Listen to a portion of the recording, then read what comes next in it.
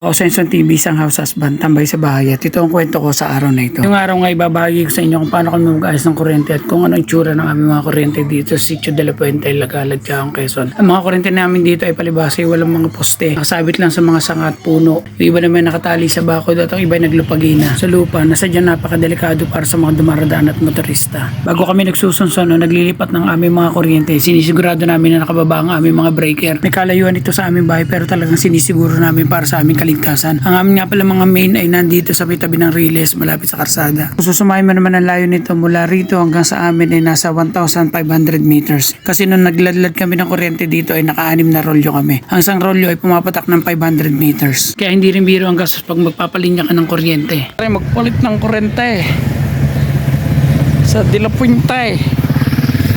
Yan, mag-ahatak ng kuryente. Ito kahirap yan, walang poste dito eh. Kaya yung mga ganyan, palit-palit lang. Hihilahin pag ililipat. Pag naputol, susunsunin. Kainaman na iyan. Baos ang karsada po, yung ganda. Woo! Panalo! Bali ngayong araw nga ay makakatuwang ko yung Tatay Nelson at ang Tiyuhime. Diyan naman napakahirap mag-ayos ng kuryente lalo na kung nag-iisa ka. Wala ka malang makakatuwang o kaya tag-iabot ng mga linya. Lalo na kung may trouble, susunsunin mo talaga isa-isa. Hilala kuryente. Dapat talaga hilahin siya o iladlad para sigurado hindi magbubuhol. Pagod. Imagine niyo na lang, sama-sama yung mga kuryente tapos isa ang kulay niya. Susunsunin mo yung isang mong linya tapos ihilahin mo. Ililipat mo sa mas mataas para hindi masabitan ng mga dumaraang sasakyan. At para na rin po hindi manakaw. Sorry for the word pero talaga po nung nakaraan ay talaga nagkakawalaan dito ng kuryente. Subalit nung nagkaroon dito ng solar ay sadyang hindi ko na po nababalitaan na nagkakawalaan pa ng linya ng kuryente. Diyan napakalaking tulong po na nagkaroon kami ng solar. Hindi na masyado nakakapamanglaw kahit umuwi ka ng 10 oras ng gabi.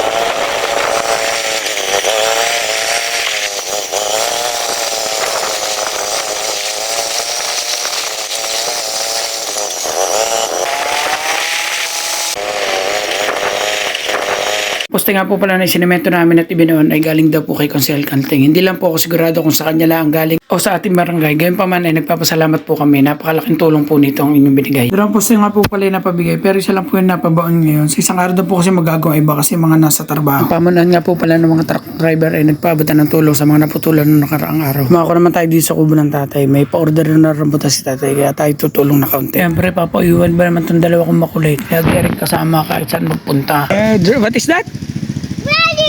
Dragon. Baka din naman pag masipag magtanim pagka gantong season at meron bunga ay di magkakaroon ka. Mas mainam pala talagang gumamit ng hagdan pag mamimitas ka kaysa mangawit ka ng kasusungkit. Pagkasungkit ka, konti lang ata nakukuha. Dahil sa sunod-sunod na pag-uulan, hindi masyadong gumanda ang bunga ng rambutan at hindi masyadong dumami. Pagkatapos nga nagsibak naman ako ng konting panggatong. Sinibak ko na at baka sibakin pa ng iba. Pinamantala ko na habang mga tuyo kasi baka mag-uulan na naman. Kala mo nga din may napakasipag.